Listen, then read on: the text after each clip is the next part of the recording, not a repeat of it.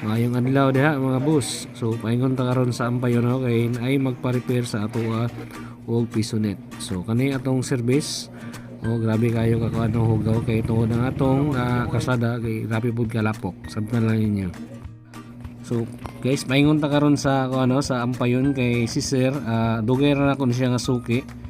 So magpa-repair siya sa iyang mga unit. Napulo ni kabuok. Taod-taod na po siya natambay mga pila lang kabuk ng andaranis, mga duhan naman lang siguro ng andar. So lugar na si sir sige kontak sa ato ang ato ning repairon. So karon pa ta nakalugar.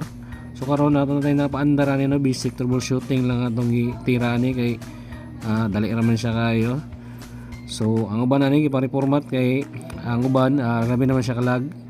Ang uban po ani is daot na ang mga hard disk kaya kailangan na siya ilisan. So kani pag repair nato ani daghan na siya mga problema. Uban ani is dili mang display ang mga monitor, daot ang mga VGA, ang uban pod sa monitor daot pod ang mga HDMI.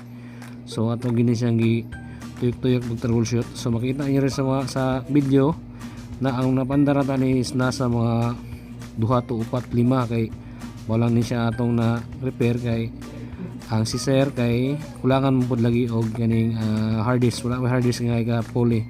So mobalik pa tani kay ato ni siyang pastaron ang kaning mga wiring pa tani og kaning ang SSD ang hard disk ani isilisan nato ni siya og SSD kay para mas paspas po niya ang computer ni sir.